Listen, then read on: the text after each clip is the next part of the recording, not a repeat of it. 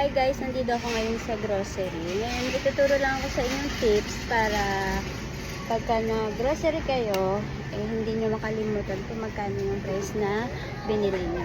So ako, ang ginagawa ko is ganito. Halimbawa ito, parmesan. Since bihira lang naman may bumibili nito, kaya ilang piraso lang din yung binibili ko. Kaya ang ginagawa ko, para hindi ko na siya makalimutan, sinusulatan ko na siya ng price. Ganito. Price nito is 160. So, binibenta ko siya ng 180. So, susulatan ko na siya sa ilalim ng price. So, ayan. Yung price na siya sa ilalim. So, ganyan yung ginagawa. Kaya lagi ako may dalang pendant.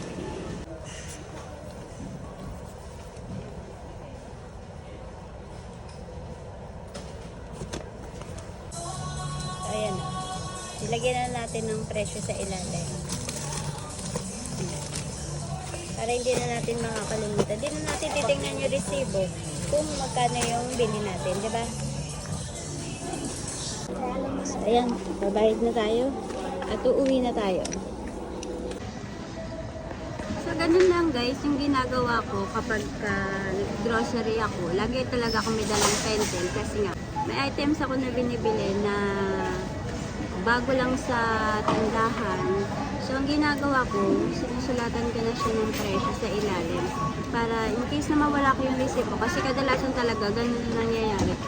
Na iiwala ko yung resibo kung saan ko na ilalagay.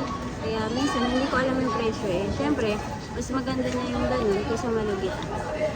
So, yun lang po. Maraming salamat sa panonood.